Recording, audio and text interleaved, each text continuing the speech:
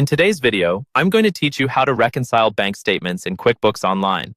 By the end of this walkthrough, you'll know exactly how to match your bank statement to what's in QuickBooks, spot differences, and confidently close out a reconciliation. Let's start by opening QuickBooks Online and going to the reconciliation area.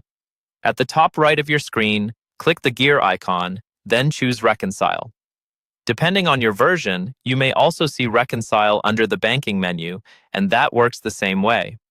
Once you're on the reconciliation page, use the drop-down menu to select the specific bank or credit card account you want to reconcile. Make sure you've got the correct account, especially if you manage multiple accounts, so you're working with the right statement. Next, you'll enter the details from your bank statement. Look at your statement and type in the ending balance exactly as it appears, as well as the ending date for that statement period. QuickBooks will automatically display a beginning balance based on your last completed reconciliation. Take a moment to confirm that this beginning balance matches the beginning balance shown on your bank statement. If it doesn't match, you may need to review your prior reconciliations later, but for now, just note any discrepancy. Below that, you'll see fields for service charges and interest earned.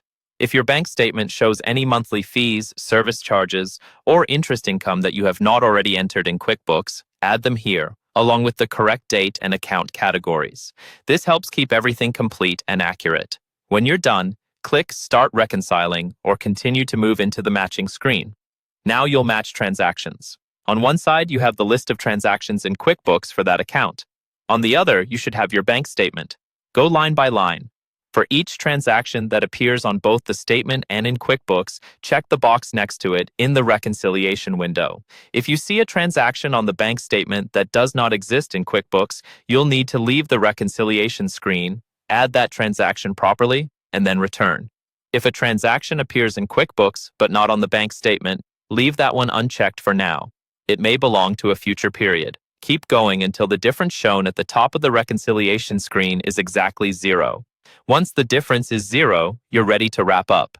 Click Finish now to complete the reconciliation.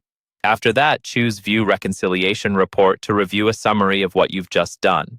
This report is useful for your records and for quickly spotting any unusual items. And that's the full process for reconciling bank statements in QuickBooks Online.